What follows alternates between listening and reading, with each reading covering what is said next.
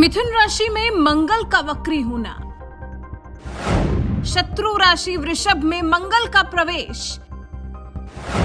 73 दिनों तक मंगल की वक्री चाल, 2023 की शुरुआत में वक्री मंगल।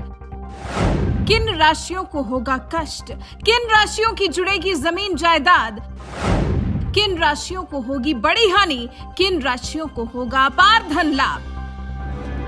धर्म ज्ञान पर देखिए वक्री मंगल के 73 दिनों से जुड़ा 12 राशियों का भविष्य फल।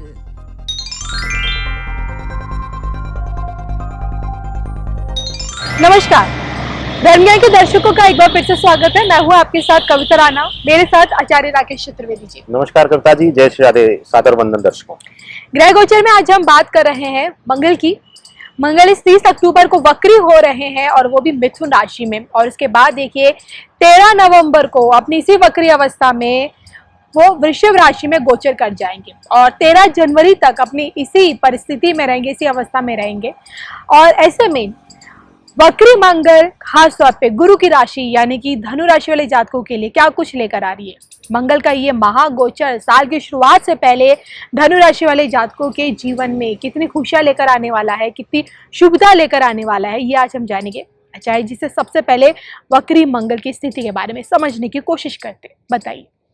देखिए, सबसे विशेष ध्यान देने की जरूरत जो है कविता जी इनकी राशि के लिए, अगर इनकी राशि चक्र से देखा जाए, इनके लग्न चार्ट को देखा जाए तो इनके सप्तम भाव में वक्री होंगे और गोचर करके षष्ठम भाव में आ जाएंगे।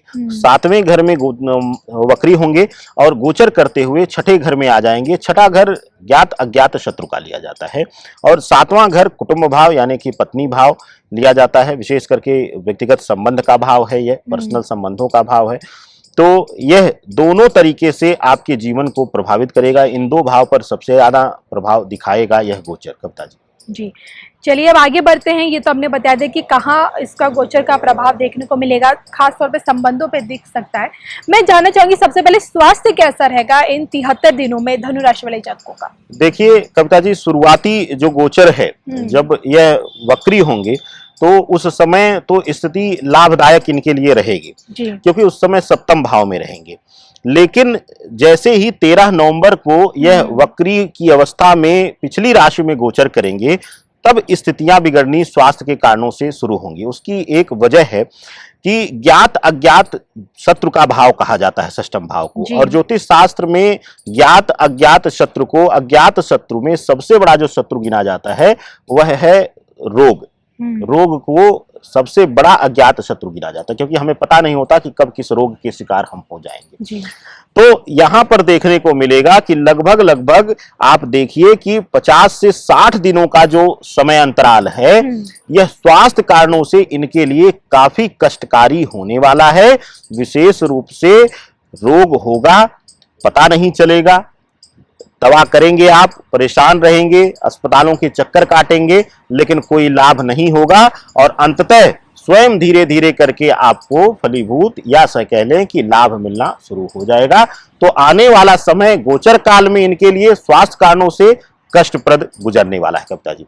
संबंधों के मामले में ये समय इनके लिए कितना महत्वपूर्ण रहने वाला है, मैं ये भी जानना चाहूंगी क्योंकि आपने जैसे शुरुआत में बताया कि संबंधों पर असर देखने को मिल सकता है। इसलिए देखिए धनु राशि वालों के लिए एक बहुत बड़ी चीज देखने को मिलेगी और यह लग्न राशि दोनों पर एप्लीकेबल है। ज्यादातर देखिए गोचर को, एक चीज और बता दें कविता जी कि गोचर को ज्यादातर प्रयास किया करिए लग्न से देखने का। तो अगर देखा जाए तो इस धनु राशि के लिए, लग्न वालों के लिए विशेष रूप से यह देखने को बहुत दिनों बाद संबंध भाव में करीबियां बढ़नी शुरू हुई थी क्योंकि आप जान रही हैं कि यह 7.5 के चरण में चल रहे थे और बहुत दिनों बाद इनको मुक्ति की राह मिली थी। और सबसे ज्यादा जो प्रभावित हो रहा था इनके बीच सामंजस्य, दोनों का एक दूसरे से सामंजस्य तालमेल बैठना, वह बहुत दिनों से देखा जा रहा था कि सुधार आ रहा था। और शुरुआती दौर में मंगल का गोचर जो रहेगा वह इनके सप्तम भाव में ही रहेगा।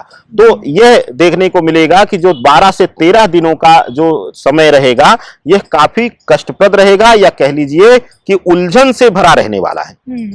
आप करेंगे कुछ और, आपका पार्टनर समझेगा कुछ और, आप कहेंगे कुछ और वह करेगा कुछ और। इस तरीके की कमोवश स्थितियां उत्पन्न होंगी जो कि आप दोनों में विरोधाभास उत्पन्न करेगा, और क्योंकि दोनों का जो स्वभाव है वह उग्र हो जाएगा तो इसलिए स्थितियां बिगड़ेंगी। लेकिन जैसे ही छठे भाव में आ जाएंगे वक्री होकर तो देखने को मिलेगा कि धीरे धीरे करके आप एक दूसरे को समझने का प्रयास करेंगे और एक दूसरे के बीच सामंजस्य फिर से वही बैठाने का प्रयास होगा और आपको सफलता भी मिलेगी। कविता जी, चलिए, सेहत में और रिश्तों में थोड़ी बहुत इन्हें दिक्कतें होंगी। मैं ये जानना चाहूंगी कि क्या इनकी प्रोफेशनल लाइफ में, कार्य क्षेत्र जहाँ इनका कारोबारी हैं या फिर नौकरी पेशे वाले हैं ये, तो इनके लिए ये समय कैसा रहेगा? 73 दिन इनके कैसे? देखिए, कार्य क्षेत्र के लिए बहुत ही शुभ समय है और शुभ के साथ साथ हम कह सकते हैं कि तनावपूर्ण भी है। तनावपूर्ण हम इसलिए कह रहे हैं कि वर्तमान समय में जहां पर आप होंगे वहां से परिवर्तन का मस्तिष्क भी रहेगा और साथ ही साथ हो सकता है कि कुछ सहयोगी आपके ऐसी कमोबश स्थितियां बना दें कि आप वहां पर टिकना ही ना पसंद करें। तो जाहिर सी बात है, जब परिवर्तन होगा तो थोड़ा सा मानसिक उलझन बढ़ती है। लेकिन अगर आप बहुत दिनों से किसी स्थान पे थे, परिवर्तन का विचार कर रहे थे और कहीं अच्छा लाभ का पद मिल रहा है, कहीं अच्छा लाभ की स्थिति मिल रही है, तो आंख बंद करके कर जाइए, आपके लिए शुभता का परिणाम मिलेगा और आप लाभ की स्थिति में आएंगे। इससे हटकर अगर बात करें व्यापारी बंधुओं के लिए कविता जी, तो व्यापार में यह समय सर्वदा उचित समय है अपने व्यापार का विस्तार करने का। लेकिन एक विशेष ध्यान देना है, क्योंकि षष्ठम भाव में रहेंगे वक्री होकर तो यह शत्रुगत भाव है, तो किसी पर भी आंख बंद करके भरोसा नहीं किया जा सकता। किसी को भी अपना सब कुछ, अपना राज किसी को आसानी से मत बताइएगा, चाहे वह नौकरी से संबंधित हो, चाहे वह व्यापार से संबंधित हो, यह आपके लिए सही नहीं है। तो इस चीज का विशेष ध्यान आपको देने की जरूरत रहेगी। कविता जी, आर्थिक पक्ष इन लोगों का क्या कहता है?